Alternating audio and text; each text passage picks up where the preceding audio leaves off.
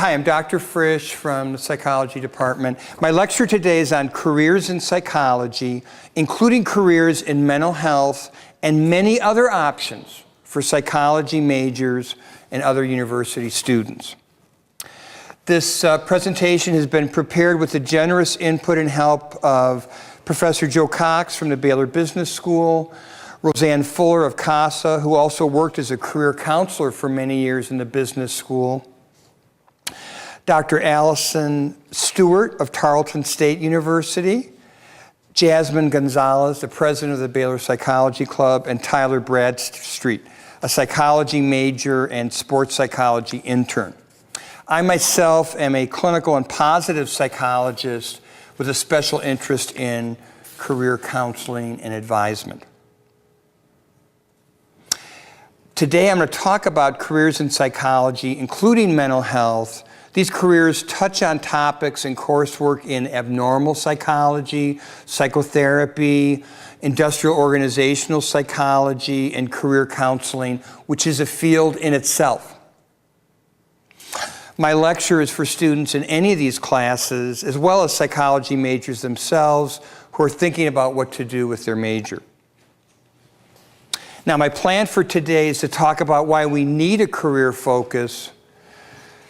I'll then talk about careers in mental health and counseling.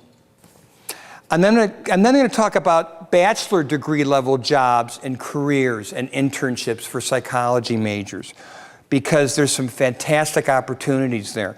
Next time someone says to you, what can you do with a psychology major? I want you to say plenty, a lot. Don't let them say you can't do anything with a major, especially after this lecture. And then the next one, I want to talk about internships, paid and unpaid, whether they're in mental health or in other areas like business, human resource management. Then I want to talk a little bit about some really exciting fields that not all students think about, which are areas of industrial and organizational psychology and human resource management. These require master's degrees and can be a wonderful opportunity for those majors who want to help people, maybe higher functioning people, and don't necessarily want a mental health career or focus. We're also going to talk about sports psychology today, preparing for a career as a professor, and I'm going to give you some further resources on careers, jobs, and internships, as well as recommended websites. So who cares about career goals? Well, a career focus, even if it changes tomorrow, can motivate and excite you as you move through Baylor, any university, and move through a major. We want you to try to find work that you truly love on a day-to-day basis. A career focus and career goals can get you through the toughest classes and toughest times and most boring lectures, including this one. In case things do not work out, and our latest research on job trends in the global economy says that you're going to actually have 4 or 5 different careers, folks, not to freak you out, but because things change and you're going to need more than one career most likely, I recommend you have a plan A, B, and C, even now at this stage of your career. I also want to emphasize today that career exploration is a lifelong journey. It's like a constant 3-credit course that you need to be taking and thinking about. We don't think this will happen to us, but things will change, and we'll have to change careers and in order to survive economically or move with our partner, spouse, whatever. So we've got to be flexible and keep our minds open and always have our ears out for ideas about careers and jobs. This means that I'm asking you today to try to remain open to all the options I'm going to present. I challenge you to stay open, which is hard. I challenge you further to get free career counseling offered by Baylor. Simply by going to the Paul Foster Success Center, you can get a free career testing that can help you decide how you want to spend your working life. It's okay if you decide against psychology. I want you to find something that you love and are passionate about. We want you to find a career that feels as much as possible like play, that also fits your strengths and talents, and that's practical for you and makes enough money for you to live and survive. So to kind of get us started here with some general inspiration and advice, I want to share with you a positive psychology song I wrote that tells you that when it comes to finding a career, we want to find something that is really meaningful. I call it a passionate calling. You succeed in your passionate callings if you take risks to make your dream a reality. It's also important to have persistence or grit. These are positive psychology terms. People with grit are much more successful than people with high GPAs, for example, in school. They also survive better the rigors of West Point and places like that. So grit and persistence is very important, as well as taking risks. The song also talks about using your strengths, skills, and talents. And then finally, keeping an attitude of gratitude, which fits Baylor and the virtue of gratitude. An attitude of gratitude for all that we have to be thankful for. So let me share this song with you, and then we're going to get to some important nitty-gritty information.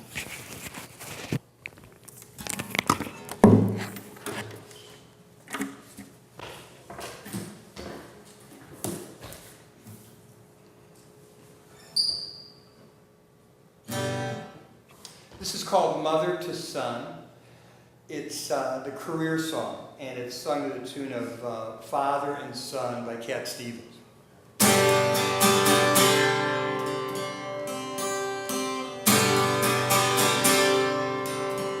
It's now time to make a change. Just relax, take it easy now. You got strength, you don't give in. There's so much you have to do. Find a job, settle down if you can. The passionate calling now. Look at me, I am old, but I'm happy. Take your time, think a lot. Thanks for everything you got now, for you will still be here tomorrow. Make some dreams to show the way. Some dreams will show the way.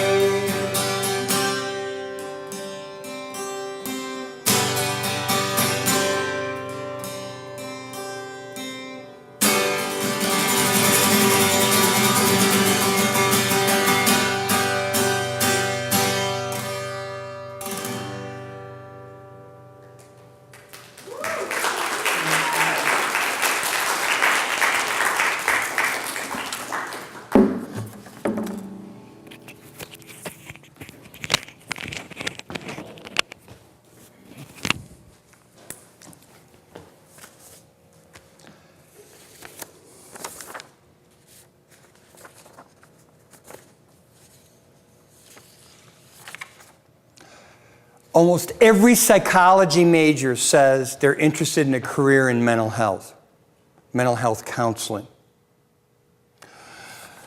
There are doctorate and master's level options, but you must have some graduate school to do this. The doctorate may require, in my opinion, about 1,100 verbal plus quantitative GRE score and a 3.5 GPA. Master's level is another world. Here you may only need as low as an 800 GRE and a 2.5. Not everyone's a brainiac that wants to be in graduate school their whole life. So we've got two wonderful options, and the incomes turn out to be rather similar. So I've gotten estimates of around $60,000, maybe $70,000 after overhead for people in private practice, working very hard. I'm going to ask our guest today more about this to get her opinion. Come on in. Now, so master's programs, I recommend 2 degrees. either the LPC, which is Licensed Professional Counselor, or the LCSW, which is Licensed Clinical Social Worker. The Licensed Clinical Social Worker, what happens here is you get a master's in social work plus 2 years of clinical supervision in order to be licensed as a clinical social worker.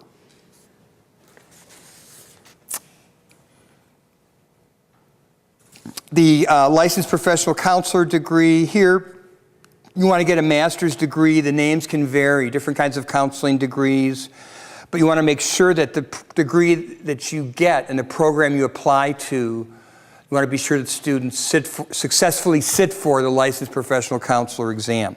This is a credential that's recognized in all 50 of the United States. Both LPCs and LCSWs are established professions around the United States. They allow you to do private practice. They allow you to be fairly well paid for your work. I recommend you specialize later in terms of, let's say you want to do marriage and family work, or Christian counseling, or working with the elderly, or consulting with schools, or forensic psychology. You've got to get this degree in your hot little hands from a recognized profession of social work, licensed professional counselor, or if we do the doctoral route, clinical psychology. There are LPC programs nearby. Mary Hardin Baylor's one.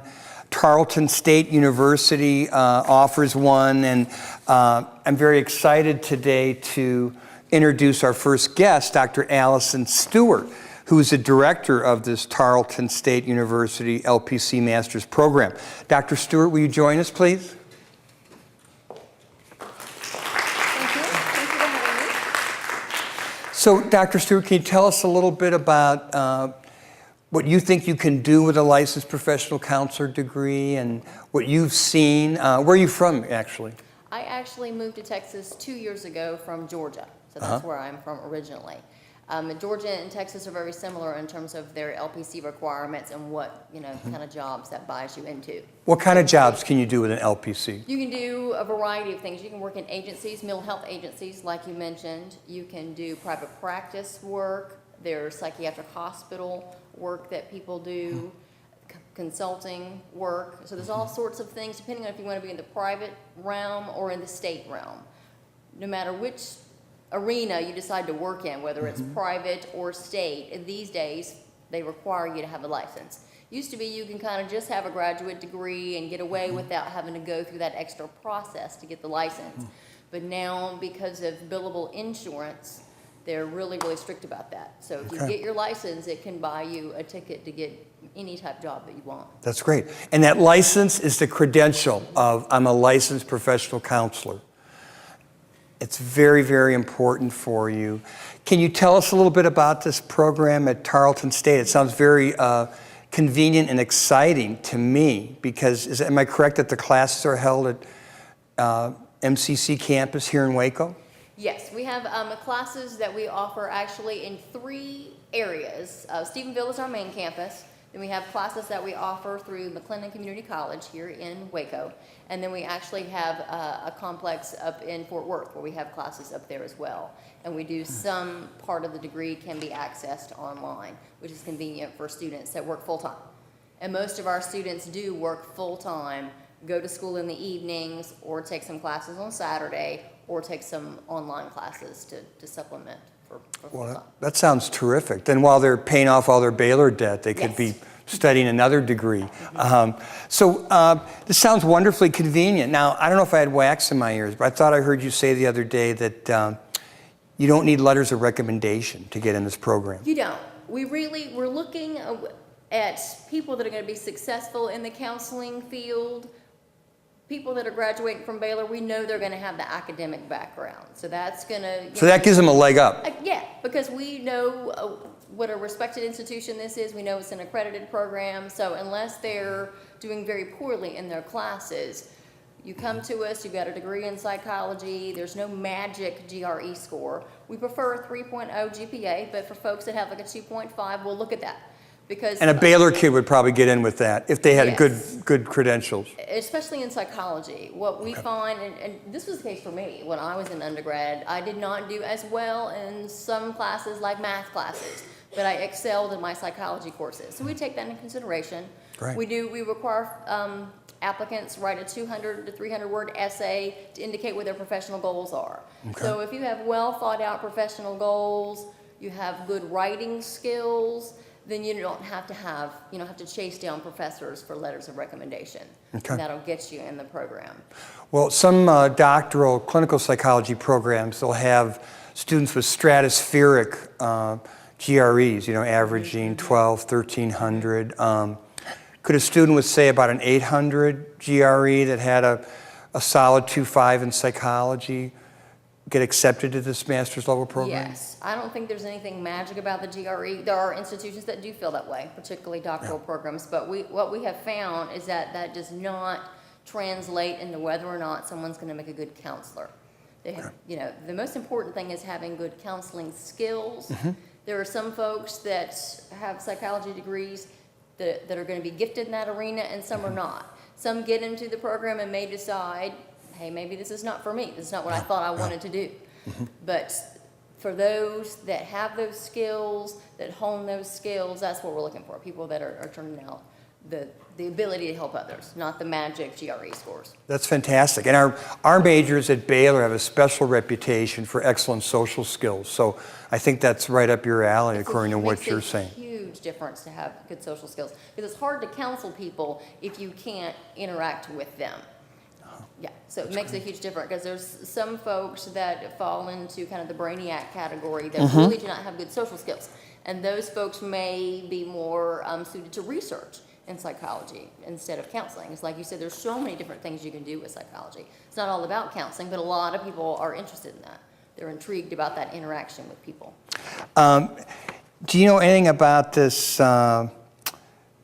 Council for Accreditation of Counseling and Related Educational Programs? That it's called CAC-REP? The CAC-REP, yes, yeah. I do. There's 2 levels of accreditation process. For master's level For programs? master's level, Okay. yes, this is master's level stuff. There's regionally accredited, which is what Charleston State University is. We're regionally accredited. That means it's accepted by the state of Texas. It's accepted by most states. There are certain states that may have different requirements if people live in different states or planning to return back to those states, or if they are planning on moving. CAC-REP is more of a national accreditation. That is something that Charleston's in the process of. Those things take a while. So as we are right now, we're regionally accredited, which means you are eligible when you graduate to sit for that licensed professional counselor exam that you were talking about, which is the important thing. And once you get that in the state of Texas, if you move, there are some states that have reciprocity, where that LPC goes with you. There are some states that may require you to take, say, their state jurisprudence exam. Their laws are a little bit different. So you could still move to another state with an LPC from Texas. You may get there and have to take their jurisprudence exam to make sure you understand what their child abuse reporting laws are. Right, et cetera. right. Very good, very good. Well, thank you so much for coming today. Sure. Appreciate it. Okay.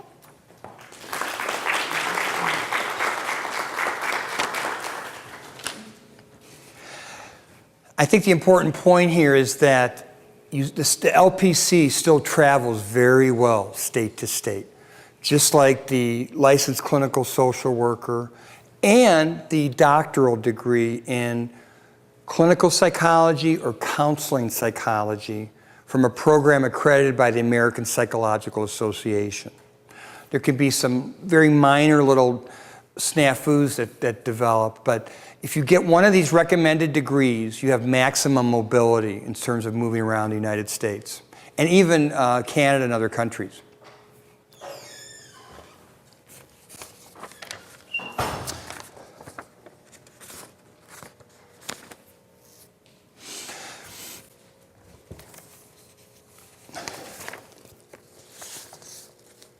So let's talk a little bit about the doctoral option, okay? There are many different mental health professions. Of course, there are MDs that do residencies in psychiatry, and that's a route towards mental health treatment and counseling. But probably what's most prominent and typical for psychology majors is the either master's level routes I've talked about, LPC, LCSW, or the doctoral route where you get a doctorate in clinical psychology or counseling psychology. Remember that term, counseling psychology. If you go to a doctoral program that's accredited by the American Psychological Association, which is essential, by the way, and the name of the program is clinical psychology, that's the same as if it's counseling psychology. So they're basically equivalent in what you can do with the degree. So remember that. This can help you double your application power as you look at schools like Texas Tech or UT, where A&M, where they have APA-approved clinical psychology programs, but also APA-approved counseling psychology programs. They're equivalent, folks. They're equivalent. You must get a PhD or a PsyD from an APA-approved clinical psychology or counseling psychology program. This will make it easy for you to get licensed in any state in the United States. I recommend you apply to 10 to 15 schools to make sure that you get in somewhere. You've got to do this. And you want a program that's approved by the American Psychological Association. Now, the best source for information on these doctoral programs, but also the master's level programs I've been talking about, is the book published by the American Psychological Association and updated each year. You want to make sure you got the latest edition, called Graduate Study in Psychology. Graduate Study in Psychology. And here's a copy of this right here. It lists every program in counseling and psychology in the United States, and it does so by organized by the states. You can just flip through Texas and see every program in Texas or the surrounding states. Those of us from Texas can't imagine why you'd care about any other state, but in case you do, those are listed as well. Now, for example, from the guide and from talking to Baylor graduates and faculty from these programs who I try to keep in touch with, places like Texas Tech, A&M, and UT all have both APA-approved clinical and counseling psych programs. Tech is an interesting option because when you apply to graduate schools, you need to have some backup options. So for some reason, I can't figure it out, but Lubbock's less popular to live in than Austin. So if you want a backup program, Texas Tech's a really good option. And you need to have backup programs when you apply to graduate school. In terms of LPC programs, besides the ones we've already mentioned and Dr. Stewart shared with us, there are programs at UT El Paso, Tyler, UNT, North Texas, Abilene Christian, UTA, University of Texas at Arlington.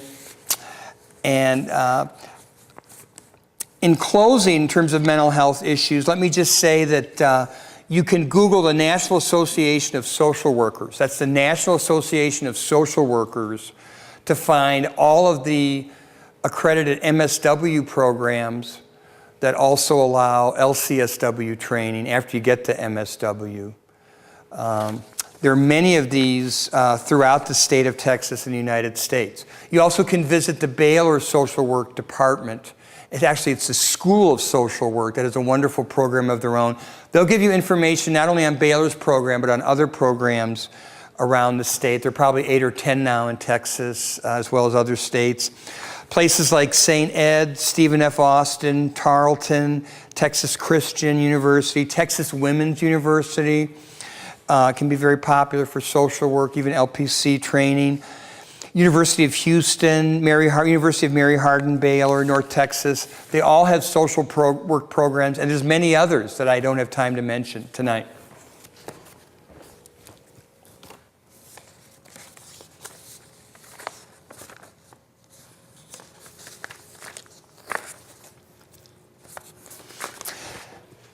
Let me say a few words about bachelor degree level careers. What you can do with a bachelor's in psychology. There's a lot you can do. There are many options. Businesses, many top Fortune 500 companies are stocked with psychology majors. Human resource management. It's this fantastic field that manages benefits for companies. Used to be called personnel. Tremendous job opportunities. Public sector or government jobs. Nonprofit organization. Teaching jobs, K through 12 as well as high school. There are many, many options. And it's important that you be aware of this. Options paying $40,000 to $100,000, even more a year with just a bachelor's in psychology. Many of the most successful people in business, government, and HRM jobs were undergraduate psychology majors. Some of them are even ex-counselors or therapists that found that they didn't like that option. In that regard, it's important you try to do internships or practicums in whatever field you study so you don't waste your time.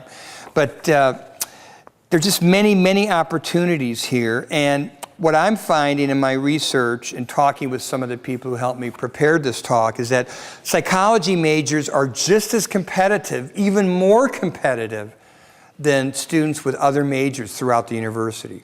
This includes arts and science. It includes business majors. Psychology majors compete toe-to-toe and beat out many business majors. And I think it's because of the excellent social skills we're known for, analytic skills we have from studying research and things like this. So I want to just suggest that you keep your mind open to bachelor's level jobs. And remember, you need letters of recommendation for these jobs as well as graduate school jobs. What are some opportunities or companies that we see that hire psychology majors? Financial planning companies, IBM, Dell, Hewlett-Packard, Halliburton, Wells Fargo, some of the top insurance companies like New York Life, Northwestern Mutual, Liberty Mutual, American Airlines, AT&T, Apple, Google, Dillard's, various hospitals, Exxon, Conoco, JP Morgan Chase, Walt Disney, Time Warner, CNN, Fox. Many of these people are very satisfied in their work because businesses and nonprofits will often train you in terms of doing management level things and sales things without any background, particularly in business. In the area of human resource management, we have students with a bachelor's level degree earning $40,000 or $50,000 a year, some making $80,000 or $90,000 with a master's level degree. There is the best HRM schools in Texas and the United States are Texas A&M. It's in the top 5. And all you need is a master's there to be successful.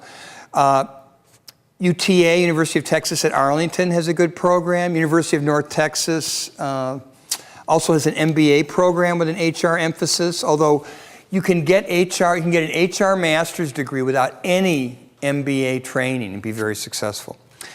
Cornell University is one of the top programs, as well as Michigan State. How can you find out if this is for you? Well, simply contact Professor Joe Cox in the business school. Tell him I sent you, and tell him you want to attend meetings of the Baylor Association for Human Resource Management. The Baylor Association for Human Resource Management. And tell them you don't want to pay to join right away or at all, because I think you should. I think it'll give you a chance to hang out without doing it. Public sector jobs. You might work for a city, county, federal, parole, or probation office with wonderful benefits. You might work for the Army, Navy, Marines, Air Force, Secret Service, CIA, FBI. Nonprofits. With a bachelor's degree, you might work for medical centers like UT Southwestern, American Red Cross, Peace Corps, Teach for America. You also might pursue a teaching career, which is one of the most satisfying careers, still, according to the latest psychology research. There's something about service to others that's very satisfying. In this regard, I recommend you call Career Services Kevin Nall, N-A-L-L. His job is to give you career counseling, get you ready for writing resumes and doing job interviews, even after you graduated from Baylor.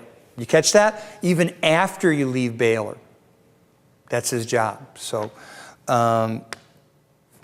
now, what are some of the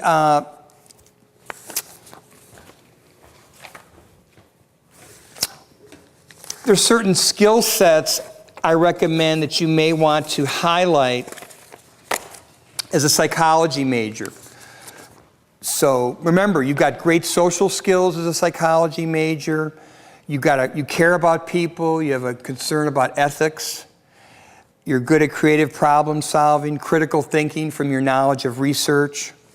And you have a general knowledge of human behavior that's going to help you handle problems and solve problems in the workplace. You also have leadership and team building skills that are invaluable to any employer. Now, the reason I mention this is because you need practice in presenting yourself in job interviews. A great place to do that is at one of the career fairs here at Baylor. You go to the Hire a Bear website, at the Baylor website, and you'll get an incredible opportunity to go to a career fair where you can get dressed up, practice your rap in terms of what you have to offer a company, research some companies ahead of time and find out some ones you might be interested in. Pick a couple you're not interested in and just get practice doing interviews. It can be a very worthwhile experience. We have separate career fairs in science and technology, business, the nonprofit sector, teaching, and work in the Waco area. Some of the bachelor's level careers that some of my students have pursued include things like teaching, marketing manager, executive director of a local chapter of the Red Cross or the YMCA, retail sales manager for Hewlett-Packard, labor relations specialist, hospice coordinator, hotel event management, college student affairs. There's jobs in that field as well that you may pursue. Now, the next part of my talk today, I want to just briefly say something about internships. How many of you have an interest in internships in the summer? And okay, everybody. So, first of all, I want to talk about paid or unpaid internships in mental health. These are the places to check out. Check out our community mental health centers, which in the state of Texas are called the State of Texas Department of Mental Health and Mental Retardation, MHMR. Every city and small town in Texas has an MHMR office. You also can check out the Department of Psychiatry at any University of Texas Medical Center, also located in every major city in the state of Texas. Places like Southwestern Medical Center, UT Southwestern Medical Center in Dallas. I've studied myself with John Rush, probably the world authority on depression research there, Dr. Robin Jarrett. They're taking students now to help them with their outcome studies and other research protocols. When it comes to MHMR, there's a lot of paying jobs where you can work with someone that has a schizophrenic disorder, OCD, and the like. Something that can really tell you right away if this is the field for you or not. You also can check out the psychology or volunteer service of any Veterans Administration medical center, which are also located in major cities. Check out also the family abuse centers or shelters for abused women, battered women. Check out Advocacy Center for crime victims and survivors of sexual assault. Check out nonprofit agencies that may serve folks with mental disorders or disabilities. One student participates in YMCA swim programs for children that have autistic disorders.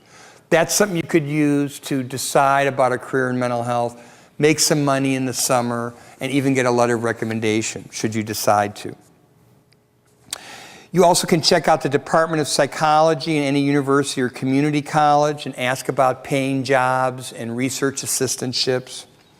And finally, you can also check out the offices of any private practice physician or clinical psychology group, mental health group practice, and see if they'll give you some paid or volunteer experience. There are many Baylor students that have gotten experience working in a psychologist's office or a physician psychiatrist's office over the summer. In general, you want to have the best volunteer or internship jobs allow you to rub shoulders with a professional who can write you a letter of recommendation. Preferably a professional with one of those degrees I was talking to you about. Psychiatry, clinical social work, LPC, clinical psychology.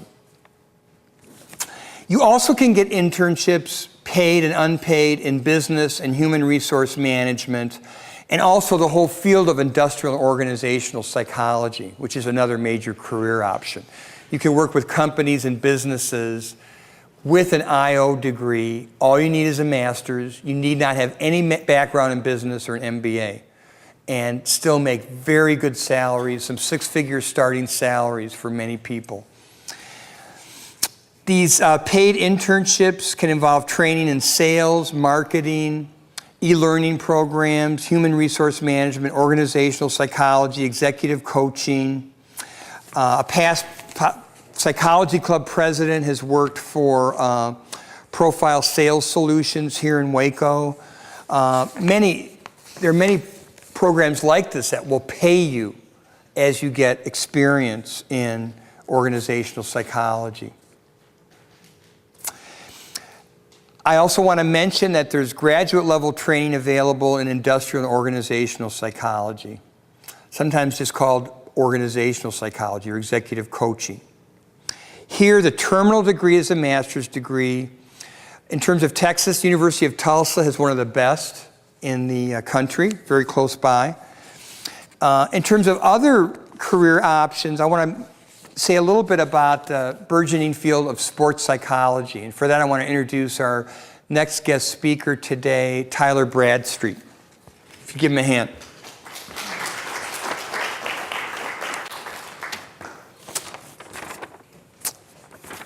So you want to kind of turn this way, okay? So Tyler, tell me how you got interested in sports psychology as a Baylor undergraduate. I've always enjoyed psychology, and I started getting interested in sports psychology when I decided I couldn't play sports in college when I had an injury, so I got into the psychology of injury and with sports, and I was trying to figure out what I wanted to do with the psychology degree, and just read up on it, and it's just really interesting to me, so that's what I'm pursuing now. How'd you set up the sports psychology practicum experience that you had? I was just looking for an internship, so I just got on the internet and searched for sports psychology people in the Central Texas area, and found one and emailed him and asked him if I could have an internship, if I could work with him and learn some things, and he was more than happy to let me. And this is someone in Killeen that works with sports organizations as well as the military? What other kinds of applications does he do? Yeah, he works in the performance center at the Fort Hood. I'm not exactly sure what he does. I think when they come back to see if they're capable to go back and Well, he also told me about preparing people for deployment and enhancing their performance in operating military equipment. And but in the area of sports psychology, can you tell me about a case of someone that might come to a sports psychologist for help? Yeah, one of the first cases that I talked to him about was just about a guy who played baseball, and he had a hard time. If he didn't get a hit his first at bat of the game, his performance the rest of the game was ruined. So he took that with him throughout the rest of the game. And so that's the problem he came to him with. And how did you deal with that from a sports psychology perspective? We just needed to change his attitude about that. You got to realize that in baseball you're going to fail 7 out of 10 times at the plate, and you're still going to be successful. So some of the things he did was we started a performance journal he could write in between innings to keep his mind off any negative thoughts or any if he struck out the plate. So he would go back and he would write about what he saw from the pitcher, his thoughts, what happened, things he could do differently, just stuff to keep him positive and optimistic, and to not take that with him when he goes out into the field or when he goes back in the dugout. So. And in terms of graduate training, Dr. Rafer Lutz, who's the director or the chairman of the HHPR department here at Baylor, is he not an expert in sports psychology? Yes, he is, and he's a great guy. He teaches a psychology of sports class here. Have you taken that, or do you recommend that? I recommend it. I'm in it right now, and it's a very, very good class, and he's a really good teacher. So. And what are the 2 elements you need for sports psychology training, do you think? you really need exercise physiology and mental health. I'm a psychology and a sociology double major, so knowing what I know now, I wish I would have taken more exercise physiology classes as an undergrad, so I'll have to take them in graduate school, but it's still possible. It's not going to hurt me in any way. And the exercise physiology is aimed at improving performance of athletes, whereas the mental health component, which could include a master's degree like the LPC, could it not? It could. That could address mental health issues if the athlete had a drug or alcohol abuse problem, problems in their relationship, anger management issues, that type of thing. The guy that I was talking about, he could have very likely had, anxiety issues, and there could be mental health problems with that case. Okay, great. Well, thank you for sharing your wisdom today. I appreciate it.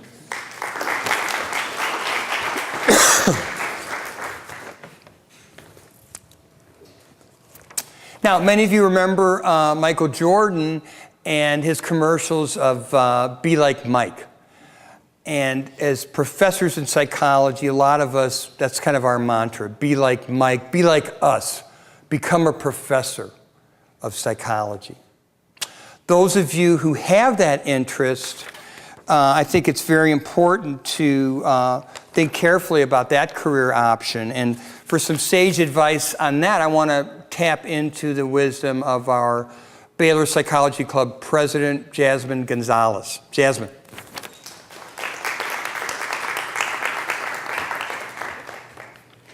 So Jasmine, am I right that you got this cockamamie idea that you want to be a professor? Yes, you're right about that, actually. You probably should see a psychologist about that. Well, I'm not sure. Okay. What gave you this interest, and how have you pursued it here at Baylor? Here at Baylor, I was really fascinated by the idea of doing research, and that's something that kind of led me into psychology, and I have a particular interest in schizophrenia. I didn't think I would be a good fit for working in the clinical realm, so I thought, well, my options are pretty much limited to doing research, and I can either do research in an applied setting or go the academia route and become a professor. So that's kind of my thought process relating to, becoming a professor eventually, and what led me to that decision. Okay. And my advice on this is to knock on the doors of professors till you find one that will work with you, take you on as a student. You might promise them 10 hours a week that you'll work on their research, be ready to give 15 if necessary.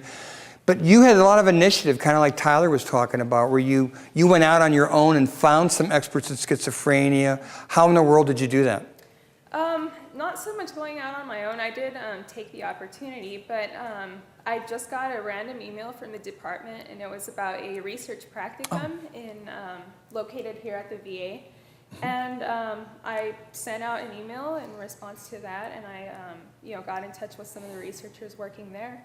And so I applied, and luckily I was accepted. And so this is my second year working there. And the Veterans Hospital here is a center for the study of PTSD, and also has acute psychiatric care wards with people with schizophrenic disorders. Is that not true? Yes, that's correct. That's great. Well, thank you for sharing that with us. Sure, thank you.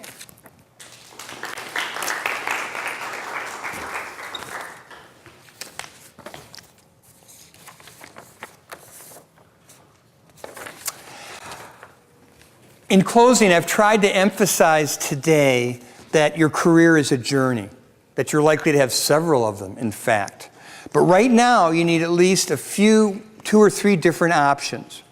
I'm challenging you to keep studying, make careers a hobby, shadow professionals, take them to lunch, hit up your friends and family, your club buddies and gal pals, anyone you know that might have some ideas and can share with you career options that somehow tap your interests, skills, and strengths.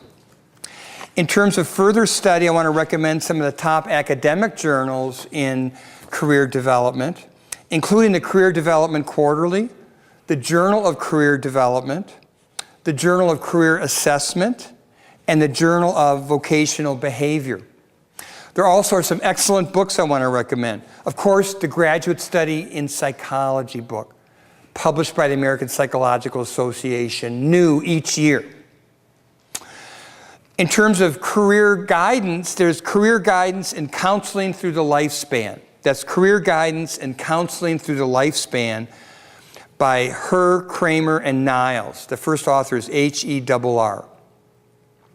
Another very respected book used throughout the United States right now in counseling psychology as well as clinical psychology programs, which often have a career counseling component, is a book called Career Counseling, A Holistic Approach by Vernon Zunker. That's Z as in zoo or zebra, Z-U-N-K-E-R, Zunker. Career Counseling, A Holistic Approach. There are some evidence-based tests that have been empirically validated that are especially highly recommended that I've researched. One is the Career Assessment Inventory, Enhanced. If you can find a psychologist to give you that test, Career Assessment Inventory, Enhanced version. Another one that we like, it's very well thought of, a career interest instrument, is the Strong Vocational Interest Test. The Strong Vocational Interest Test. It's also called the Strong Vocational Inventory. Baylor offers this free to you as well as 3 free career counseling sessions if you but pick up the phone and call them. In terms of websites, apa.org will plug you into the American Psychological Association. It's 50-some divisions, including divisions that study clinical psychology, industrial organizational psychology, and the like. I also recommend a website called Occupational Outlook Handbook. That's Occupational Outlook Handbook. If you simply Google that, you'll be plugged into one of the most powerful career sites in the world. A career site that tells you the training and education you need for a career, the earnings and exact money you can expect, the job prospects, what the job market looks like now, 10, 20 years in the future, what workers do on the job, the working conditions, as well as job search tips. Finally, this Occupational Outlook Handbook has links to the job market in every state in the Union of the United States. Another Google name you could Google is the Occupational Information Network. Occupational Information Network. This is also a fantastic site for information on jobs. Finally, there's some wonderful sites that are paid sites that you have to pay to get access to. Fortunately, they're accessible through Baylor in our Career Services Center. So if you go to the Hire a Bear section of the Baylor website, you go to Career Services, or just walk over to the Paul Foster Success Center, you can get access to probably one of the very best sites that's maintained in the United States right now called vault.com. It's like a bank vault, VAULT.com. And you could register for that tonight if you wanted to. In the end, I want you to think about your career path as a journey and make it fun. It doesn't have to be some laborious drudge work like digging ditches. Try to make it fun, try to make it enjoyable, and take the wisdom of our famous poet W.H. Auden, who says, "You owe it to all of us to get on with what you're good at." You owe it to all of us to get on with what you're good at. Thank you.